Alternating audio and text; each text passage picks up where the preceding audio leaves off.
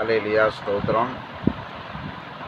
தினம் நடக்கும் சம்பவங்களில் ஒவ்வொருத்தருக்கும் நம்ம உதவி பண்ணுவோம்.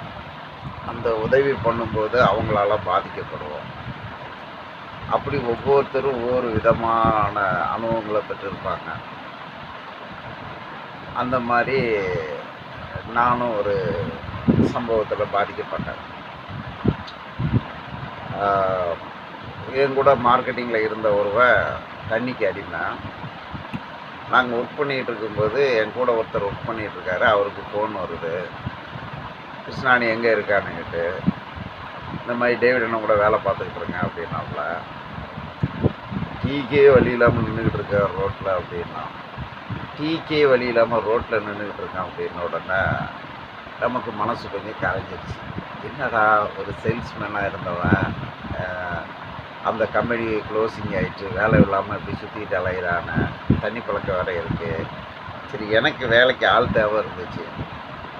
சரி, நம்ம கூப்பிட்டுக்கிடலாம் அப்படின்னு சொல்லிட்டு நீ எங்கே இருக்கான்னு ஃபோன் போட்டு கேட்டோம். ஒரு பர்டிகுலர் ஏரியாவில் இருக்கிறான்னா. இங்கே வர்றதுக்கு வேண்ட காசு இருக்கான்னா, காசே இல்லாமல் நின்றுக்கிட்டு இருக்கேன், பசியில் நின்றுக்கிட்டு இருக்கேன் அப்படின்னா. சரின்ட்டு என் பையனுக்கு ஃபோன் பண்ணி இந்த மாதிரி ஒரு இடத்துல நின்று இருக்கார், அவர் காசு போகணும், என்ன வழி அப்படின்னு கேட்கப்போ, அப்போ அவரை ஏதாவது ஒரு கடைக்கு போய் சொல்லுங்கள், அங்கே கூகுள் பே நம்பர் இருந்துச்சுன்னா நான் இங்கேருந்து ஃபோன் பண்ணி அவங்களுக்கு காசு கொடுப்பேன், அவர் அந்த காசை எடுத்துகிட்டு வந்துடலான்னு ஐடியா கொடுத்தான். அதே மாதிரி அவர் ஒரு கடையில் போய் நின்னார். என் பையன் நம்பர் கேட்டு அவருக்கு காசு அனுப்பிச்சான். அந்த காசை வாங்கிட்டு ஸ்பாட்டுக்கு வந்துட்டார். வந்து பார்த்தா, அண்ணே நீங்கள் நல்லவர், அப்படி இப்படி, நான் உங்களை அப்படிலாம் வெறுப்பேற்றியிருக்கேன், என்னை மன்னிச்சிக்காங்க அப்படி இப்படின்னாரு. சரி சரி சரி வா, எல்லோரும் வாழ்க்கையில் உளுந்து எந்திரிச்சவங்க தானே, நல்லா இருக்கலாம் வா அப்படின்னு சொல்லி சமாளித்து ஒரு நாள் வேலை வாங்கினோம், 2 நாள் வேலை வாங்கினோம். என்னால் முடிஞ்ச ஒரு சின்ன கேஷ் அவருக்கு நான் சம்பளமாக கொடுத்துக்கிட்டு இருந்தேன். திடீர்னு பார்த்தா அவருடைய குணாதிசயங்கள் மாறவே இல்லை. ஒரு முறை நான் ஒரு லிஃப்ட்டில் மாடியில் நின்று வேலை பார்த்துட்டு இருக்கும்போது லிஃப்ட்டில் பர்டிகுலர் பொருட்களை கொண்டு கீழே வச்சுட்டு திரும்பி வா, நான் அந்த பொருளை அதுக்குள்ளே எடுத்து லிஃப்ட்டு பக்கத்தில் வைக்கிறேன் அப்படின்னு சொல்லியிருந்தேன். இவன் போனவன் கீழே போய் லிஃப்ட்டுக்கு கீழே நின்றுக்கிட்டு யார்கிட்டையும் ஃபோன் பேசிக்கிட்டு இருக்கான். பொருளை எடுத்துகிட்டு வரல. என்னடா வருவான் வருவான் வருவான் அப்படின்னு பார்த்து நான் பொருளை லிஃப்ட்டில் ஏற்றிட்டு கீழே வந்து பார்த்தா இங்கே ஃபோன் பேசின்னு இருக்கிறான். ஏன் உடனே பொருளை வச்சுட்டு மேலே வந்து அடுத்த பொருளை எடுத்துகிட்டு வரணும், இதெல்லாம் ஒரு தொழில்நுட்பமாக உனக்கு மூளை வேண்டாமா, சும்மா இப்படி நின்று டைம் பாஸ்கிட்டு இருக்கீங்க எப்படி அப்படின்னு கேட்டால், இன்னும் நீ வந்து கீழே கொண்டு பொருளை வச்சுட்டு பார்த்துக்கிட்டு தானே இருக்க சொன்னான்னு சொல்லி ஒரு பொய்யை அழகாக சொல்கிறான். அப்புறம் பார்த்தீங்கன்னா, அண்ணா எனக்கு அந்த கஷ்டம், எனக்கு இந்த கஷ்டம் அப்படின்னு சொல்லுவான். திடீர்னு பார்த்தா, அண்ணா எங்கள் வீட்டு பக்கத்தில் ஒரு பெரிய லேண்ட் இருக்குன்னா அதில் ஒரு 1 லட்ச ரூபா நம்ம இன்வெஸ்ட்மெண்ட் பண்ணால் அது 10 லட்ச ரூபாய்க்கு விற்றுலான்னு ஒரு கதையை கொடுக்குறான். அப்புறம் நான் ஒரு கம்பெனியில் ஒர்க் பண்ணேன், அந்த கம்பெனியில் வந்து எனக்கு ப்ராவிடன்ட் ஃபண்டு பணம் வரல, அதுக்கு போயிட்டு வந்து ஒரு 2500 ரூபா செலவு பண்ணால் எனக்கு எவ்வளோ அமௌண்ட் வரும்னா எல்லாத்தையும் கொடுத்துடலான்ட்டு கதையாக சொல்லிக்கிட்டு இருக்கான். அது உண்மைன்னு நம்புகிற அளவுக்கு என்கிட்ட இருந்த உடனே பக்கத்தில் ஒருத்தர் கம்யூனிஸ்ட் கட்சியில் இதில் ஒரு தலைவர், இவன் ப்ராவிடம் பண்ணி என்னமோ சொல்கிறான், இது என்னென்னு கேளுங்க அப்படின்னா. அவரு கேட்ட உடனே இவன் பப்பன்னு மொழிக்கிறான். அதாவது கவர்மெண்ட்டில் ஒரு கம்பெனியில் ஒர்க் பண்ணது உண்மைதான், ஆனால் அவனுக்கு பணம் வர வேண்டிய சூழ்நிலைகளே கிடையாது. ஆனால் அப்படி ஒரு அமௌண்ட் இருக்குன்னு நல்ல ஒரு கரல்றியில் என்கிட்ட சுற்றுறான். ஏன்னா என்னை ஏமாற்றி அந்த கேஷை பிடிங்கிட்டு போகிறதுக்காக அவன் மைண்டு வேலை பார்த்துக்கிட்டு இருக்குது.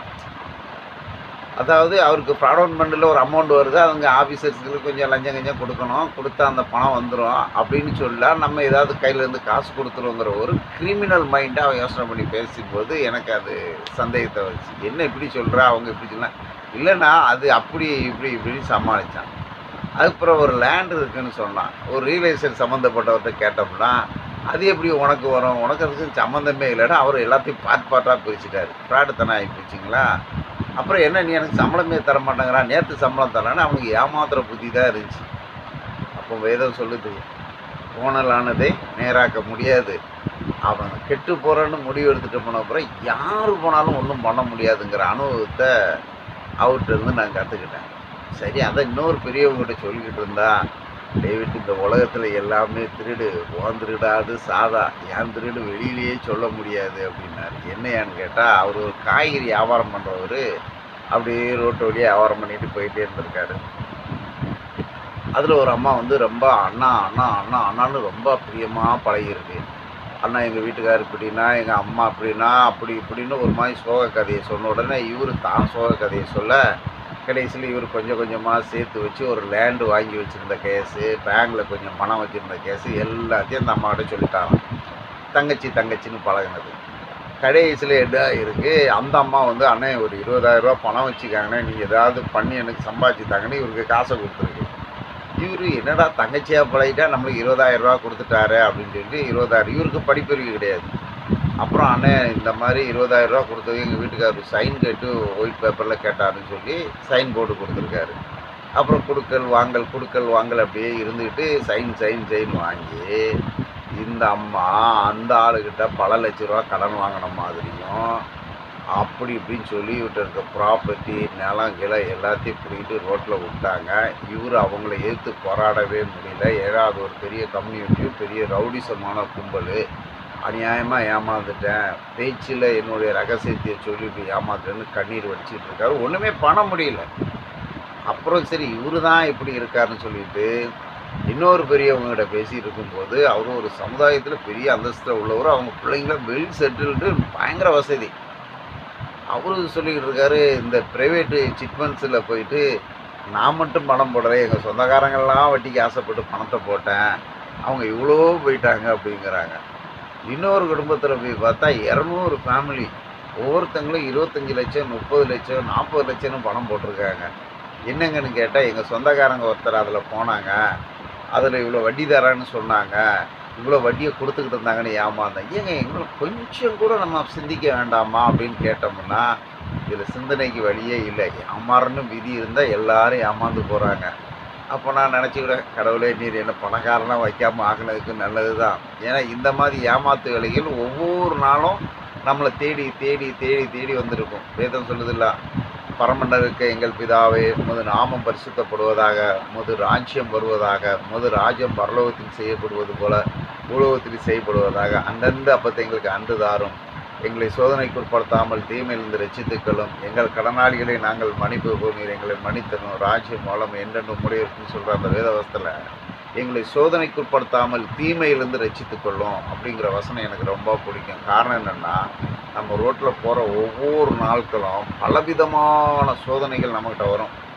இந்த மெம்பர்ஷிப் சேர்க்கறதுல இருந்து, கோல்டு வாட்சில் இருந்து, பண ஆசை காட்டி கொண்டு கொண்டு கொண்டு கொண்டு நம்மளை மாட்டி விடும். நான் எப்போவுமே கடவுள் கிருபையால் அந்த பக்கம் போக மாட்டேன். ஒரு தொழில்நுட்பமாக போகும்போது பலவிதமான இடைஞ்சல்கள் வரும். ஸோ இந்த வீடியோ போடுறதுக்கு கூட இன்றைக்கி கிட்டத்தட்ட 5,900 பேர் பார்க்குற அளவுக்கு கடவுள் கிருபை பண்ணியிருக்காரு. ஆனால் இதுக்கு பயங்கர எதிர்ப்புகள் இருக்குது. ஆனாலும் எதிர்த்து நின்று போராடுறோம். இது போராட்டம். இது வந்து தொழில்நுட்பம். நம்ம செய்ய போகிறது என்னத்துக்காக இதை போடுறோம் அப்படின்னு கேட்டு இதில் 10 நிமிஷம் பேசி நீ என்ன பெரிய புத்திசாலி சொல்கிறீங்கன்னு கேட்குறாங்க. அதுக்காக நான் போடலை. ஸோ நான் வந்து ஃபர்னிச்சர் ஃபீல்டில் மேனுஃபேக்சரிங் அண்ட் சர்வீஸ் எக்ஸ்பீரியன்ஸாக இருக்கேன். நீங்கள் வீடியோக்களில் பார்க்கலாம், ஃபோல்டிங் கட்டில் விற்கிறாங்க, மரக்கட்டில் விற்கிறாங்க, நாங்கள் விற்கிறோன்ட்டு. அந்த வீடியோ போடுறதுக்கு 20,000 30,000 செலவு பண்ணுறாங்க. அந்த வீடியோ வந்து ஒரு பெரிய ரீச்சே ஆக மாட்டேங்குது. அவங்களுக்கு அந்த பணம் வேஸ்ட்டாக போகுது. ஸோ அதை நான் போடுறதுக்கு இதை ட்ரைனிங் எடுக்கிறக்காக தான் இதை போட்டுக்கிட்டு இருக்கேன். இதில் என்னுடைய அனுபவங்களை நான் பேசிக்கிட்டு இருக்கேன். இந்த அனுபவங்கள் பேசி பேசி இதில் ரைட்டு லெஃப்ட்டு தெரிஞ்சுக்கிட்டோம்னா அடுத்தாப்புல நான் ஃபர்னிச்சர் லைன்லேயும் எனக்கு தெரிஞ்ச லைன்லேயும் கொண்டு வர மாதிரி ஒரு ஐடியா இருக்குது. கடவுள் நம்மளை ஆசீர்வதிப்பாக. போராடுவோம் கடவுளுடைய நாமத்தினாலே. என்ன பிரச்சனை வந்தாலும் கடவுள் நம்மளை ஆசீர்வதிக்கட்டும். பிரச்சனைகளை தாண்டி வருவோம், பிரச்சனைகளை எதிர்கொள்வோம். சோதனையை சகிக்கிற மனுஷன் பாக்கியவான். இப்படி பலவிதமான ஏமாற்றங்கள்லேருந்து கடவுள் நம்மளை காப்பாற்றிட்டு வர்றாரு. அவங்க நம்மளை ஏமாற்றிட்டு வரும்போது நம்ம கையில் காசும் இல்லை, அவங்க ஏமாற்றவே முடியல.